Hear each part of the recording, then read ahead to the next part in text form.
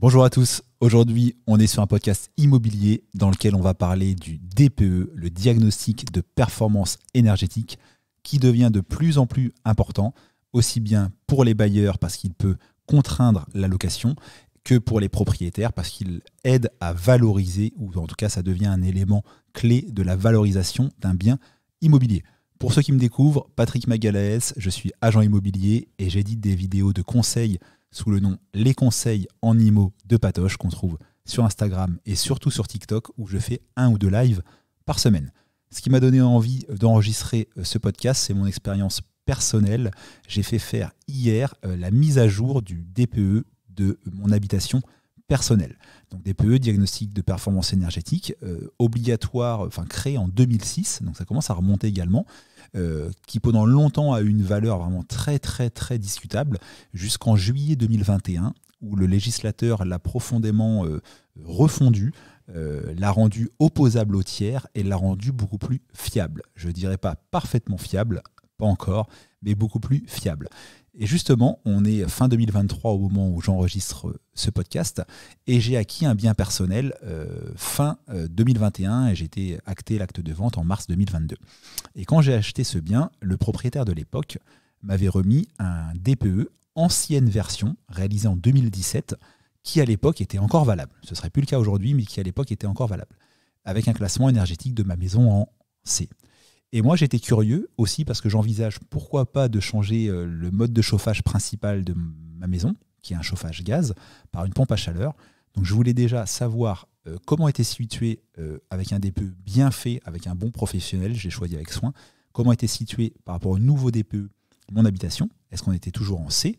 Est-ce qu'on était mieux? Est-ce qu'on était moins bien? Et également, je voulais simuler, et ça j'ai pu le faire avec l'aide du diagnostiqueur à la fin du rendez-vous, simuler le changement éventuel de classe en installant une pompe à chaleur RO, en remplacement de ma chaudière au gaz. Alors par quoi commencer?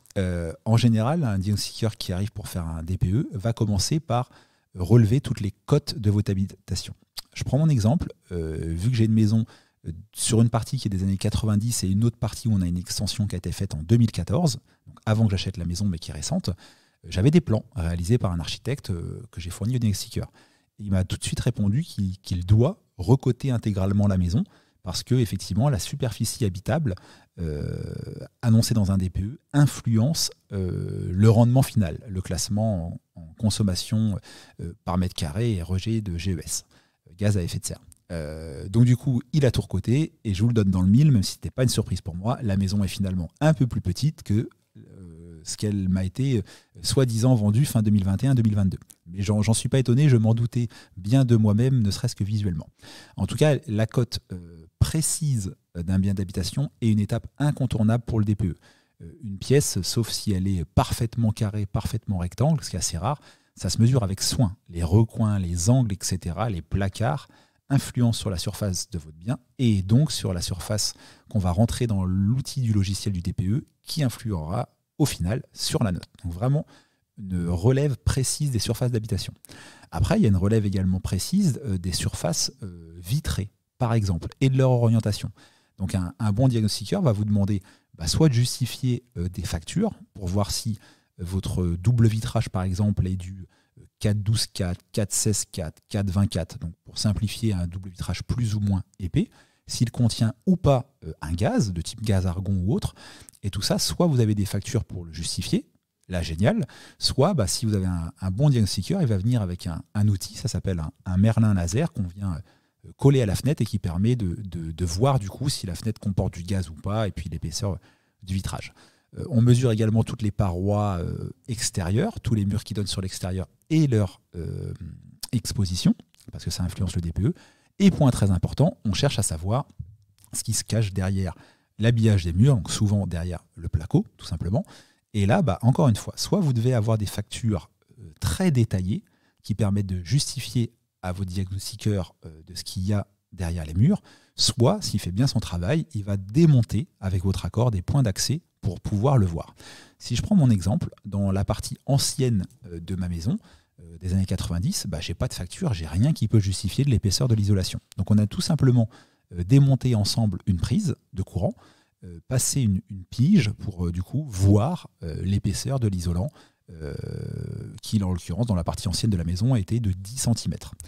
Dans la partie récente, je me suis dit, génial, j'ai des factures que m'a donné l'ancien propriétaire, parce que c'est tout neuf et ça a été fait par entreprise. Mais malheureusement, comme souvent, et je vous invite du coup à bien exiger des factures détaillées, les factures mentionnent dans l'extension doublage, type plaque au style, etc. Enfin bref, c'est libellé, mais vous n'avez pas l'épaisseur de l'isolant et encore moins le R, le coefficient de résistance thermique. Donc du coup, dans l'extension, on a dû aussi démonter, et vu qu'avec la pige, on n'était pas sûr, le diagnostiqueur, bien équipé, consciencieux, professionnel, avait une petite caméra qu'il a passée en démontant la prise dans le petit trou le permettant, et pour voir que dans l'extension, mon isolant, par exemple, chez moi, était de 12 cm, plus placo, donc ce qui est pas mal. Se pose la même question pour les greniers, les rampants et les toits terrasses. Par exemple, mon extension au-dessus a un toit terrasse. Et là, bonne nouvelle, j'avais une facture. Donc il faut bien préparer le rendez-vous du diagnostiqueur en ressortant un maximum de choses. Et là, sur la facture, il était indiqué que c'était un toit terrasse avec un isolant de 12 cm de mémoire en mousse polyuréthane. Et génial, la facture était bien faite. Elle indiquait le fameux R, qui était de 5,2 en l'occurrence, qui est plutôt un bon coefficient. Donc dans la partie ancienne de ma maison, pas de souci. Ensuite, dans la partie récente, dans la partie ancienne, qui elle est sur étage, on avait une double problématique, les rampants et le grenier. Donc les rampants, encore une fois, j'ai aucune facture pour justifier.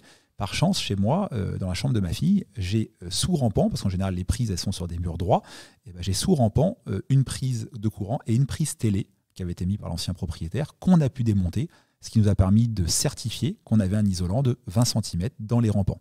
Sinon, le diagnostiqueur aurait mis isolant inconnu. Et si vous mettez isolant inconnu, ça va fortement dégrader la note du diagnostic, alors qu'en plus, il y a de l'isolant. Donc il faut toujours soit une facture pour le justifier, soit un accès du diagnostiqueur pour voir et constater. Il ne peut pas, en théorie, ou alors il prend un risque, il ne peut pas vous croire sur parole, il ne peut pas deviner. Il faut forcément qu'il ait une facture, un justificatif, ou qu'il constate de ses yeux.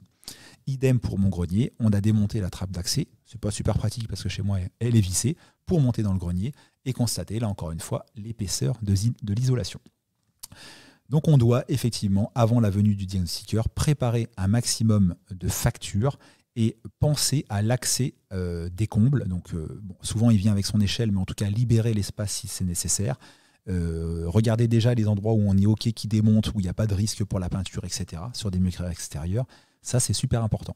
Préparez aussi certains justificatifs. Si vous prenez l'exemple de mon extension, elle a été faite en 2014 et le permis de construire délivré en février 2014. Et ça a un impact dans le DPE parce que toutes les années qui sont renseignées, années de pose de l'isolant, années de réalisation d'une extension, années de pose de la chaudière, tout ça a un impact dans le logiciel fourni par l'État pour le DPE. Par exemple, en 2014, mon permis à moi était forcément soumis à la RT 2012, donc ça a été un bon point pour le DPE. Parce que vous pouvez avoir des travaux qui ont été faits en 2014, mais dont le permis a été accepté 2 ou 3 ans avant. C'est très fréquent. Et dans ces cas-là, ça n'aurait pas été la RT 2012, mais la RT 2005. Donc on le voit bien, il faut préparer un maximum de documents, et notamment les factures d'entreprise, les factures d'achat de matériaux, et dans mon cas, par exemple, le permis de construire. Il faut bien donner aussi accès tout ce qui est sous-sol et cave au diagnostiqueur parce que, pareil, un plancher en sous-face dans un sous-sol, moi c'est une maison qui a un sous-sol, le fait qu'il soit isolé est un bon point pour le diagnostic, ou plutôt le fait qu'il ne le serait pas serait un très mauvais point, et l'épaisseur de l'isolant doit également être vue. Donc il faut toujours chercher dans un endroit, souvent, moi c'est lié au moteur de la porte de garage, il y a un endroit où l'isolant qui est de type polystyrène a été scié pour passer le moteur, et là ça permet encore une fois de passer 1 mètre et de vérifier l'épaisseur de l'isolant. Tout ça, c'est vraiment des points importants. Un point également qui là est une petite astuce pour améliorer éventuellement vos DPE. Quand on réalise un diagnostic de performance énergétique, on doit dire sur quoi donnent les murs. Certains murs donnent sur l'extérieur, là il n'y a pas grand-chose à faire, et certains murs donnent sur, ou des planchers sur des sous-sols, sous des dépendances, etc. Et c'est d'ailleurs pour ça que dans la même copropriété, ou même une maison peut être mieux isolée si elle est mieux notée dans le DPE, si elle est mitoyenne des 2 côtés qu'une maison individuelle, parce qu'elle aura accès à moins de murs extérieurs en contact direct. Et le DPE fait une différence entre être collé à un local chauffé ou non chauffé. Je prends l'exemple de mon sous-sol. Dans une petite partie de mon sous-sol, il y a une pièce qui fait peut-être 15 mètres carrés, qui est équipée d'un chauffage, parce que c'était une salle de sport pour l'ancien propriétaire. Et bien là, le diagnostiqueur m'a tout de suite dit, ça c'est un bon point. Je ne vais pas inclure cette pièce-là en surface habitable, parce qu'on n'a pas de changement de destination officiel ou autre qui pourrait justifier que c'est devenu de la vraie surface habitable. Mais par contre, dans le DPE, cette pièce-là, de 15-20 mètres carrés, ne sera pas, la pièce qui est située au-dessus ne sera pas en contact plancher bas avec un local non chauffé, mais avec un local chauffé. Je lui ai posé la question, donc je ne vais pas le faire, parce que je trouve ça un petit peu étonnant, mais en tout cas, le logiciel est fait comme ça. Je lui ai posé la question de la partie garage de mes véhicules. J'ai un garage où je peux mettre 2 voitures qui est placoté, propre, et qui, bien sûr, il y a même du carrelage au sol, un carrelage basique, mais il y a même un carrelage, et qui n'est pas chauffé. Et je lui ai posé la question de savoir si demain, j'installais un radiateur électrique, par exemple, dans cette pièce-là, est-ce que ça améliorerait mon DPE ? C'est très faible, mais oui, on l'a simulé ensemble, ça l'améliorait un petit peu. Parce que du coup, mon séjour qui est au-dessus ne serait plus sur un plancher bas avec un local non chauffé, mais un local chauffé. Quand bien même vous ne le chauffez pas dans les faits, parce que vous doutez bien que je ne vais pas chauffer mon garage à voiture, mais le fait qu'il y ait un chauffage rentre dans le DPE comme un local chauffé. Donc ça fait voilà un petit peu un récap de tout ce que j'ai vu hier et qui montre effectivement qu'il est facile d'améliorer un DPE si on prend le temps d'être pédagogue avec le diagnostiqueur, de lui préparer un maximum de documents, de l'aider dans ses accès et ainsi de suite, et aussi de choisir quelqu'un de consciencieux. Pour vous donner une idée, ma maison est relativement grande. Le diagnostiqueur qui est venu hier, et on n'a pas passé de temps à boire le café, je vous parle du temps qu'on a pris à faire le diagnostic ensemble, a duré plus d'1h30 pour un simple DPE. J'ai rien fait faire d'autre, un simple DPE, il est resté plus d'1h30 sur place. Donc si vous avez un diagnostiqueur qui arrive chez vous et qui vous fait un DPE en 10 minutes ou qui fait l'intégralité des diagnostics en 20-30 minutes, il faut malheureusement peut-être se poser des questions sur la qualité. Du coup, si certains étaient curieux et ont bien retenu le début du podcast, ma maison était avant classée en C. Elle est désormais classée toujours en C. Et ça, c'est la bonne nouvelle parce que c'est vraiment pas toujours le cas. Quand on met à jour le DPE avec la nouvelle version, souvent, on a des pertes de classement. Moi, je suis toujours resté en C. Ça, c'est la bonne nouvelle. Au milieu du C, à 126 kWh. Et du coup, j'ai posé ma question à la fin. Qu'est-ce que demain sera le classement de cette même maison, maintenant qu'on a tout rentré dans le logiciel, si je viens installer une pompe à chaleur RO, donc en remplacement de ma chaudière, une grosse pompe à chaleur qui ferait également la production d'eau chaude, donc sous réserve qu'elle ait un scope suffisant, c'est un coefficient de performance, on va dire, donc un scope de 6 dans mon cas, mais c'est assez standard sur une pompe à chaleur, et j'arriverai dans le haut du B. Et ça, c'est quand même une information très intéressante quand on est propriétaire, parce que l'installation d'une pompe à chaleur selon la taille de la maison peut coûter 10 à 15 000 euros. Moi, ayant une maison relativement grande, je tablerai bien sur 15 000 euros d'installation. Donc on peut avoir quelques aides, ma prime rénov et autres, mais on a forcément un reste à charge qui dépend d'ailleurs des revenus, etc. Et il est quand même très intéressant de se dire que on va mettre beaucoup de temps à amortir le coût, parce que j'économiserai moi quelques centaines d'euros par an, entre le gaz et l'électricité, donc je mettrai 20 ans peut-être à amortir en soi l'investissement de la pompe à chaleur, mais d'un autre côté, le fait de revendre potentiellement un bien immobilier ou de le mettre en location qui est classé en milieu du C contre un bien qui est classé tout en haut du B, parce que je serai à la limite du A avec une pompe à chaleur RO, et forcément ça a un impact sur la valorisation du loyer et encore plus sur l'éventuel prix de vente. Donc c'était mon petit tuto du jour.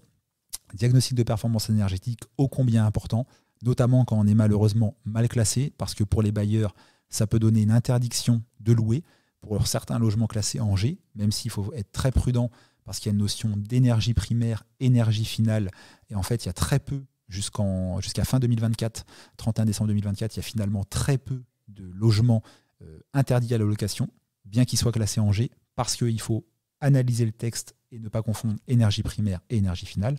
J'ai fait des vidéos et des TikTok sur le sujet. Et côté propriétaire, il est lourd de conséquences parce qu'il influence le prix, évidemment. Et si on a un logement classé F ou G, hors copropriété, il faut faire un audit énergétique qui coûte plusieurs centaines d'euros. On est facilement à 500, 600, 700 euros. Et quand dans l'annonce, on met la phrase obligatoire, aussi bien pour les particuliers que pour les professionnels, qui est logement à consommation énergétique excessive, je vous assure qu'on n'envoie pas forcément un bon signal à son acheteur, comme vous pouvez vous en douter.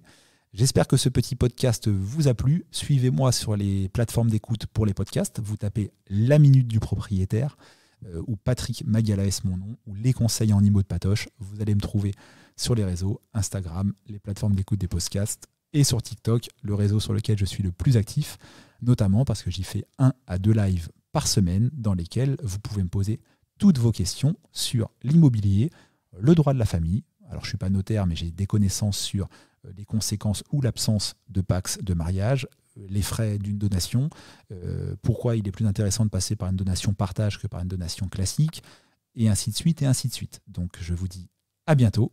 Ciao, c'était Patoche.